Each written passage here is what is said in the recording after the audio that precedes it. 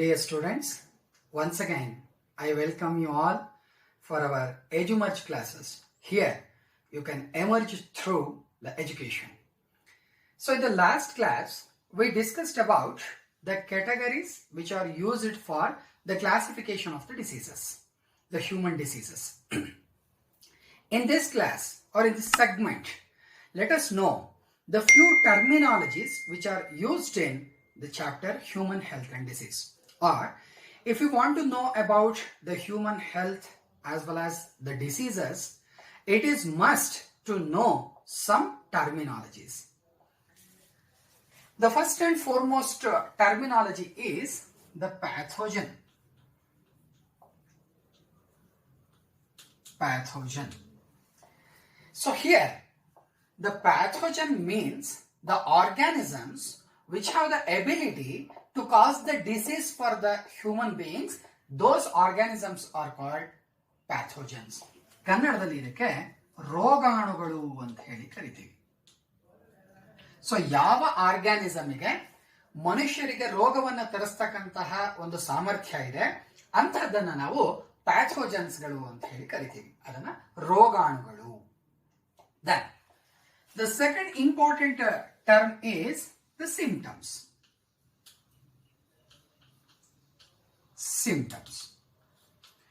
Symptoms ಅಂದ್ರೆ ಏನಂತ ಹೇಳಬಹುದು? These are the signs of diseases. These are the signs of diseases. ರೋಗಗಳ ಗುಣಲಕ್ಷಣಗಳು.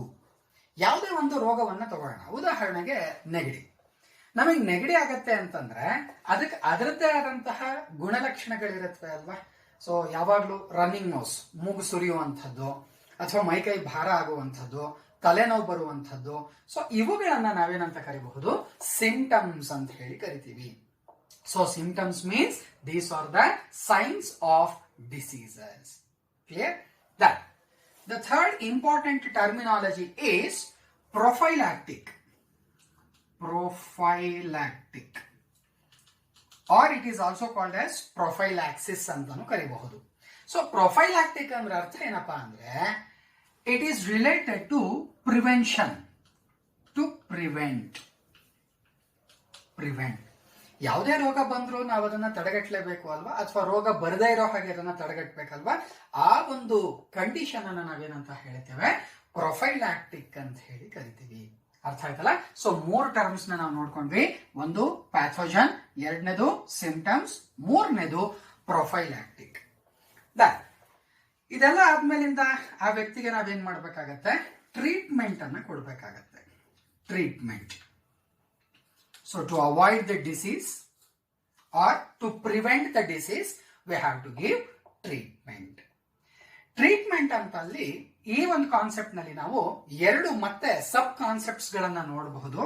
ಯಾವ್ದ್ಯಾವ್ದಪ್ಪ ಅಂತಂದ್ರೆ, ಒಂದು ಸಿಂಟಮ್ ಟಾರ್ಗೆಟ್ ಟ್ರೀಟ್ಮೆಂಟ್, ಇನ್ನೊಂದು pathogen target treatment. Pathogen target treatment. ಇಲ್ಲಿ ನಾವು 2 ರೀತಿಯಾದಂತಹ ಟ್ರೀಟ್ಮೆಂಟ್ ಗಳನ್ನ ನೋಡ್ತೇವೆ. ಸೊ ನಾನು ಆಗ್ಲೇ ಹೇಳಿದೆ, ಟ್ರೀಟ್ಮೆಂಟ್ ಅಂತಂದ್ರೆ ಆ ರೋಗ ಬರದೇ ಇರುವ ಹಾಗೆ ಅಥವಾ ರೋಗ ಬಂದ ಮೇಲೆ ಆ ವ್ಯಕ್ತಿಗೆ ಹುಷಾರ್ ಮಾಡ್ಬೇಕಲ್ವಾ, ನಾವು ವಾಪಸ್ ಅವನನ್ನ ಸರಿ ಮಾಡ್ಬೇಕಲ್ವಾ, ಆ ಒಂದು ಪ್ರಕ್ರಿಯೆಯನ್ನೇ ಟ್ರೀಟ್ಮೆಂಟ್ ಅಂತ ಹೇಳಿ ಕರಿತೀವಿ. ಔಷಧೋಪಚಾರ ಅಂತ ಹೇಳ್ತೀವಲ್ಲ ಅದು. ಈ ಟ್ರೀಟ್ಮೆಂಟ್ ನಲ್ಲಿ ನಾವು 2 ರೀತಿಯಾದಂತಹ ಟ್ರೀಟ್ಮೆಂಟ್ ಅನ್ನ ನೋಡ್ತೇವೆ. ಒಂದು ಸಿಂಪ್ಟಮ್ ಟಾರ್ಗೆಟೆಡ್ ಟ್ರೀಟ್ಮೆಂಟ್, ಎರಡನೇದು pathogen targeted treatment. Let us know what is the difference between these 2 types of treatments. Symptom targeted treatment ಅಂತಂದ್ರೆ ನಾವು ಯಾವ್ದಾದ್ರೂ ಒಂದು ಮೆಡಿಸಿನ್ ಅನ್ನ ತಗೊಂಡ್ರೆ ಅದು ನಮ್ಮ ದೇಹದಲ್ಲಿ ಇರ್ತಕ್ಕಂತಹ ಪ್ಯಾಥೋಜನ್ಗೆ ಯಾವುದೇ ರೀತಿಯಾದಂತಹ ಎಫೆಕ್ಟ್ ಮಾಡಲ್ಲ.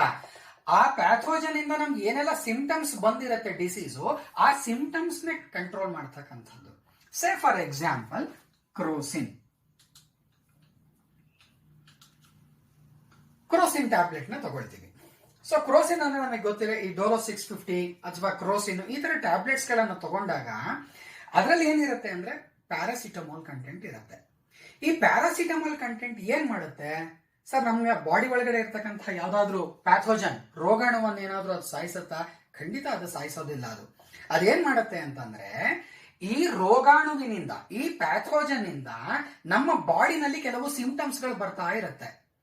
ಆ ಸಿಂಪ್ಟಮ್ಸ್ ಬರ್ಲಿಕ್ಕೆ ಕಾರಣ ಏನಪ್ಪಾ ಅಂತಂದ್ರೆ ಅವರ್ ಬ್ರೈನ್. ನೋಡಿ ಮಕ್ಕಳ, ನಮ್ಮ ಬ್ರೈನ್ ಹೀಗಿದೆ ಅಂದ್ರೆ ಈ ಬ್ರೈನ್ಸ್ ನಲ್ಲಿ ಸಾಕಷ್ಟು ಸ್ಪಾಟ್ಸ್ ಗಳಿರುತ್ತೆ. ಈ ಸ್ಪಾಟ್ಸ್ ನಲ್ಲೆಲ್ಲ ಕೆಲವೊಂದು ಕೆಮಿಕಲ್ ಬೇಸಿಸ್ ಗಳು ನಡೀತಾ ಹೋಗ್ತದೆ, ಅಥವಾ ಅದನ್ನ ಕೆಮಿಕಲ್ ಪಾತ್ವೇ ಅಂತ ಹೇಳಿ ಕರಿತೀವಿ. ಈ ಕೆಮಿಕಲ್ ಪಾತ್ವೇ ಇಂದ ಏನಾಗುತ್ತೆ ಅಂತಂದ್ರೆ some chemicals are secreted in our brain. ನಮ್ಮ ಬ್ರೈನ್ ಅಲ್ಲಿ ಆ ಕೆಮಿಕಲ್ ಪಾತ್ವೇ ಸ್ಪಾಟ್ಸ್ ಗಳಲ್ಲಿ ಕೆಲವು ಕೆಮಿಕಲ್ ಸೆಕ್ರೀಟ್ಸ್ ಆಗಿ ನಮ್ಗೆ ಆ ಸಿಂಪ್ಟಮ್ಸ್ ಗಳು ಬರ್ತಾ ಇರುತ್ತೆ.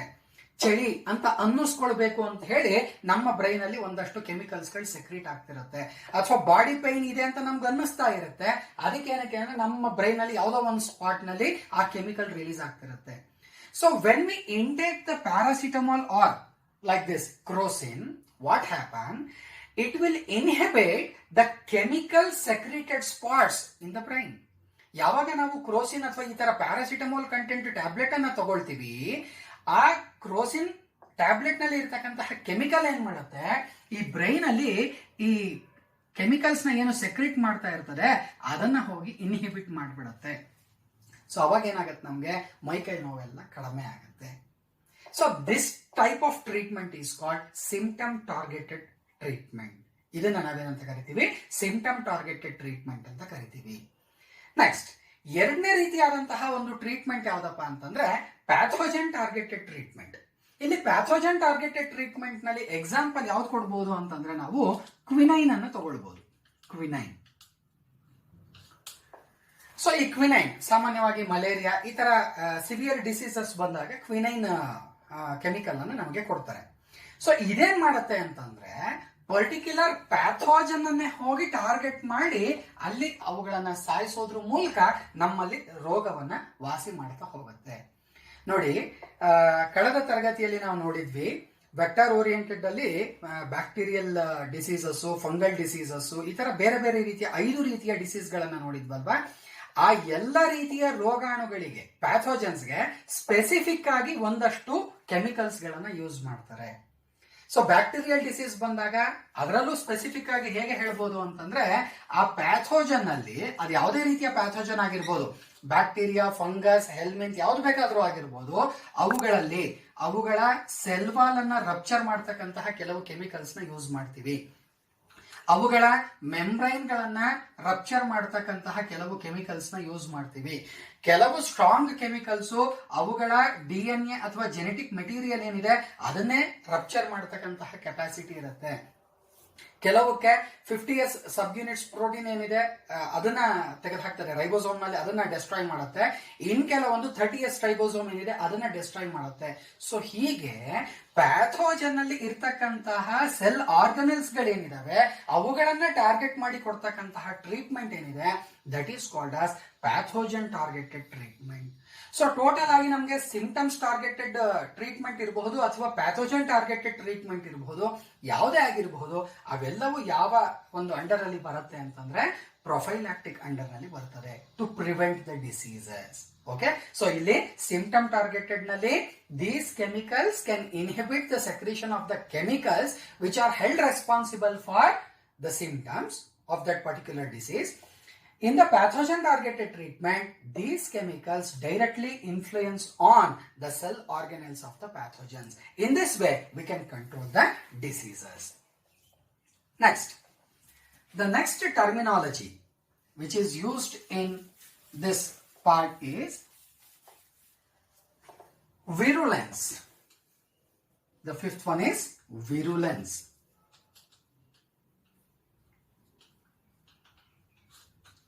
ಸೊ ವಿರುಲೆನ್ಸ್ ಅಂದ್ರೆ ಅರ್ಥ ಏನಪ್ಪಾ ಅಂದ್ರೆ it is the degree of the pathogenicity of the pathogen. It is the degree of the pathogenicity of pathogen. ನೋಡಿ, ಇದರಲ್ಲಿ ಇರ್ತಕ್ಕಂತಹ ಟರ್ಮಿನಾಲಜಿಸ್ಗಳನ್ನ ಕರೆಕ್ಟ್ ಆಗಿ ನಾವು ಅರ್ಥ ಮಾಡ್ಕೊಂಡ್ಬಿಟ್ರೆ ಬೈ ಹಾರ್ಟ್ ಮಾಡೋ ಅವಶ್ಯಕತೆಯೇ ಇಲ್ಲ. ಡಿಗ್ರಿ ಡಿಗ್ರಿ ಅಂತಂದ್ರೆ ಏನಂತ ಹೇಳಬಹುದು, ಅದರ ಫ್ರೀಕ್ವೆನ್ಸಿ ಅಂತ ಅರ್ಥ ಮಾಡ್ಕೊಳ್ಬಹುದು. ಪ್ಯಾಥೋಜೆನಿಸಿಟಿ, ಪ್ಯಾಥೋಜೆನಿಸಿಟಿ ಅಂತಂದ್ರೆ ನಾನು ಕಳೆದ 2 ಸೆಗ್ಮೆಂಟಿನ ಹಿಂದೆ ನಾನು ಹೇಳಿದ್ದೆ ಇದನ್ನ. ಪ್ಯಾಥೋಜೆನಿಸಿಟಿ ಅಂತಂದ್ರೆ it is the ability of the pathogen to cause the disease for other host. ಯಾವುದೇ ಒಂದು ಹೋಸ್ಟಿಗೆ ಈ ಪ್ಯಾಥೋಜನ್ ಏನು ಡಿಸೀಸ್ ಅನ್ನ ಕಾಸ್ ಮಾಡತಕ್ಕಂತಹ ಸಾಮರ್ಥ್ಯ ಇದೆ, ಅದನ್ನ ನಾವೇನಂತ ಕರಿತೀವಿ, ಪ್ಯಾಥೋಜೆನಿಸಿಟಿ ಅಂತ ಹೇಳಿ ಕರಿತೀವಿ. ಪ್ಯಾಥೋಜನಿನ ಸಾಮರ್ಥ್ಯವನ್ನ ಪ್ಯಾಥೋಜೆನಿಸಿಟಿ ಅಂತ ಕರಿತೀವಿ.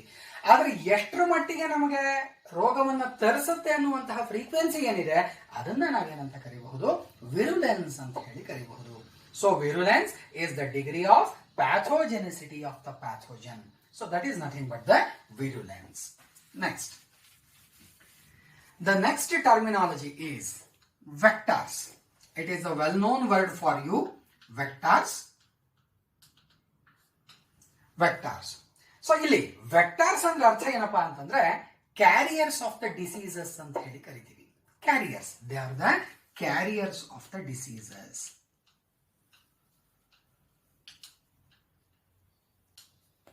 ಕ್ಯಾರಿಯರ್ಸ್ ಆಫ್ ದ ಡಿಸೀಸಸ್, ಯಾವುದರಿಂದ ನಮಗೆ ರೋಗ ಬರುತ್ತೆ ಅವುಗಳನ್ನ ನಾವು ವೆಕ್ಟಾರ್ಸ್ ಅಂತ ಹೇಳಿ ಕರಿತೀವಿ. ಸೇ ಫಾರ್ ಎಕ್ಸಾಂಪಲ್, ಇವಾಗ ಹೌಸ್ ಫ್ಲೈ ಇದೆ, ನೊಣ ಇದೆ, ಅದು ಯಾವ್ದಾವ್ದೋ ಗಲೀಜ್ ಮೇಲೆಲ್ಲ ಹೋಗಿ ಕೂತ್ಕೊಳ್ಳುತ್ತೆ. ನೆಕ್ಸ್ಟ್ ನಾವು ಹಣ್ಣು ಅಥವಾ ಇನ್ಯಾವುದಾದ್ರೂ ತಿನ್ನುವಂತಹ ಆಹಾರವನ್ನ ಇಟ್ಟಿರ್ತೀವಿ, ಅದ್ರ ಮೇಲೆ ಬಂದು ಕೂತ್ಕೊಳ್ಳುತ್ತೆ. ನೇರವಾಗಿ ಅದರಿಂದ ಬರೋಲ್ಲ, ನಮಗೆ ಅದು ಏನು ಅಂಟಿಸ್ಕೊಂಡು ಬಂದಿರುತ್ತೆ ಅದರಿಂದ ಬರುವಂತದ್ದು. ಬಟ್ ಆ ಕೆಟ್ಟ ವಸ್ತುಗಳು ಏನಿದಾವೆ ಅಥವಾ ಈ ಒಂದು ಪ್ಯಾಥೋಜನ್ಸ್ ಗಳೇನಿದಾವೆ, ಈ ಪ್ಯಾಥೋಜನ್ಸ್ ಗಳು ಆ ಫುಡ್ ಸಬ್ಸ್ಟೆನ್ಸಸ್ಗೆ ಬಂದು ಅದನ್ನ ಕಂಟ್ಯಾಮಿನೇಟ್ ಮಾಡೋದಕ್ಕೆ ಈ ವೆಕ್ಟಾರ್ಸ್ ಗಳು ಕಾರಣ ಆಗತ್ತೆ. ಹಾಗಾಗಿ ವೆಕ್ಟಾರ್ಸ್ ಅಂದ್ರೆ ಅರ್ಥ ಏನಪ್ಪಾ ಅಂದ್ರೆ they are the carriers of diseases, ರೋಗಗಳ ವಾಹಕಗಳು ಅಂತ ಹೇಳಿ ಕರಿತೀವಿ ಕನ್ನಡದಲ್ಲಿ. ಅದನ್ನ ವೆಕ್ಟಾರ್ಸ್ ಅಂತ ಹೇಳಿ ಕರಿತೀವಿ. Then the last terminology is etiology. Etiology ಅಂದ್ರೆ ಅರ್ಥ ಏನಪ್ಪಾ ಅಂತಂದ್ರೆ, ಈಟಿಯಾಲಜಿ ಅಂದ್ರೆ ಅರ್ಥ ಏನಪ್ಪಾ ಅಂತಂದ್ರೆ ಕಾಸಸ್ ಅನ್ನೋ ಅರ್ಥ. ಹೌ ಇಟ್ ಈಸ್ ಕಾಸಸ್, ಹೇಗೆ ರೋಗಗಳು ಬರುತ್ತವೆ ಅನ್ನುವಂಥದ್ದನ್ನ ಸ್ಟಡಿ ಮಾಡೋದನ್ನೇ ಈಟಿಯಾಲಜಿ ಅಂತ ಹೇಳಿ ಕರಿತೀವಿ. ಸೊ ಇದು ಒಂದನ್ನ ನಾವು ಸ್ವಲ್ಪ ಬ್ರೀಫ್ ಆಗಿ ನೋಡ್ತಾ ಹೋಗೋಣ. ಇದರಲ್ಲಿ ಬೇರೆ ಬೇರೆ ರೀತಿಯಾದಂತಹ ಫ್ಯಾಕ್ಟರ್ಸ್ ಗಳಿದಾವೆ, ಅದಕ್ಕೆ ಬೇರೆ ಬೇರೆ ರೀತಿಯಾದಂತಹ ರೀಸನ್ಸ್ ಗಳಿದಾವೆ. ಅವುಗಳನ್ನ ಜಸ್ಟ್ ಒಂದು ಓವರ್ ವ್ಯೂನ ನಾವಿವಾಗ ನೋಡ್ತಾ ಹೋಗೋಣ. ಸೊ ಟೋಟಲ್ ಆಗಿ ಹ್ಯೂಮನ್ ಹೆಲ್ತ್ ಅಂಡ್ ಡಿಸೀಸ್ ನಲ್ಲಿ ನಾವು ಈ ರೀತಿಯಾದಂತಹ ಕೆಲವು ಇಂಪಾರ್ಟೆಂಟ್ ಟರ್ಮಿನಾಲಜೀಸ್ ಗಳನ್ನ ನಾವು ಕಲ್ತ್ಕೊಳ್ತಾ ಹೋಗ್ಬೇಕು. ಸೊ ಇದರ ಬೇಸಿಸ್ ಮೇಲೆ ನಿಮ್ಗೆ ಪರೀಕ್ಷೆಗಳಲ್ಲಿ ನೀಟ್ ಎಕ್ಸಾಮ್ಸ್ ಇರ್ಬೋದು, ಸಿಇಟಿ ಇರಬಹುದು, ಇವುಗಳಲ್ಲಿ ಹೆಚ್ಚು ಪ್ರಶ್ನೆಗಳನ್ನ ಕೇಳ್ತಾ ಹೋಗ್ತಾರೆ.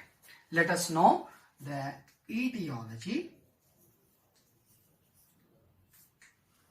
etiology. I already told you, etiology means it is related to the causes for the diseases. ರೋಗಗಳು ಹೇಗೆ ಹರಡುತ್ತವೆ ಅನ್ನೋ ರೀತಿಯಲ್ಲಿ ಸ್ಟಡಿ ಮಾಡ್ತಕ್ಕಂಥದ್ದನ್ನ ನಾವು etiology ಅಂತ ಹೇಳಿ ಕರಿತೀವಿ. ಸೊ ಇದರಲ್ಲಿ some factors are held responsible for the causes for the diseases. Causes for the diseases. Causes for the diseases. So many factors are held responsible for the causes for the diseases. ಅದರಲ್ಲಿ ಯಾವ factors ಗಳನ್ನ ನಾವು ನೋಡಬಹುದು? ಒಂದು, biological factors.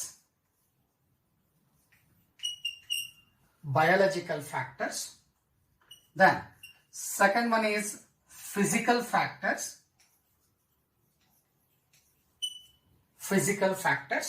Then the third one is chemical factors.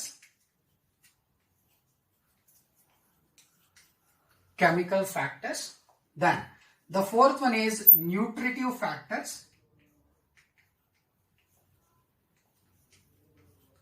Then the fifth one is mechanical factors.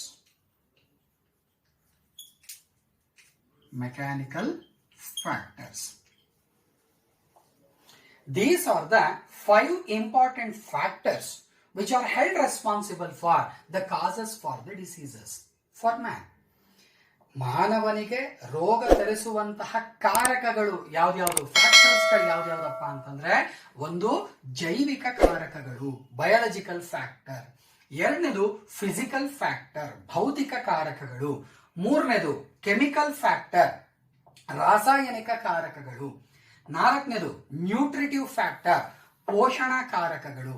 ಐದನೇದು mechanical factor, ಯಾಂತ್ರಿಕ ಕಾರಕಗಳು. ಈ 5 ರೀತಿಯಲ್ಲಿ ನಮಗೆ ರೋಗಗಳು ಬರ್ತಾ ಹೋಗುತ್ತೆ. ಈ 5 ಕಾರಣಗಳಿಂದ ನಮಗೆ ರೋಗ ಬರ್ತಾ ಹೋಗುತ್ತೆ. Okay, so in the next segment let us know what are all these factors. ಏನೆಲ್ಲ, ಹೀಗೆಲ್ಲ ಅಂದ್ರೆ ಅರ್ಥ ಏನು, ಯಾವ ರೀತಿಯಲ್ಲಿ ನಮಗೆ ರೋಗವನ್ನ ತರಿಸುತ್ತೆ, ಇನ್ ಡೀಟೇಲ್ ಆಗಿ ನಾವು ಇವುಗಳನ್ನ ತಿಳ್ಕೊಳ್ತಾ ಹೋಗೋಣ. ಬಯಾಲಜಿಕಲ್ ಫ್ಯಾಕ್ಟರ್ಸ್ ನಲ್ಲಿ ಯಾವ್ದ್ಯಾವ್ದು ಬರುತ್ತೆ, ಕೆಮಿಕಲ್ ಫ್ಯಾಕ್ಟರ್ಸ್ ಅಂದ್ರೆ ಯಾವ್ದ್ಯಾವ್ದು, ಫಿಸಿಕಲ್ ಫ್ಯಾಕ್ಟರ್ಸ್ ಅಂದ್ರೆ ಯಾವ್ದ್ಯಾವ್ದು, ಅದಕ್ಕೆಲ್ಲ ಎಕ್ಸಾಂಪಲ್ಸ್ ಗಳೇನೇನು, ದೆನ್ ನ್ಯೂಟ್ರಿಟಿವ್ ಫ್ಯಾಕ್ಟರ್ಸ್ ಅಂದ್ರೆ ಏನು, ಅದಕ್ಕೆ ಎಕ್ಸಾಂಪಲ್ಸ್ ಯಾವುದು, ಮೆಕ್ಯಾನಿಕಲ್ ಫ್ಯಾಕ್ಟರ್ ಇಂದ ನಮ್ಗೆ ಹೇಗೆ ರೋಗ ಬರುತ್ತೆ, ಹೀಗೆ ಇನ್ ಡೀಟೇಲ್ ಆಗಿ ಇವುಗಳನ್ನ ನೆಕ್ಸ್ಟ್ ಸೆಗ್ಮೆಂಟ್ ನಲ್ಲಿ ನಾವು ನೋಡ್ತಾ ಹೋಗೋಣ.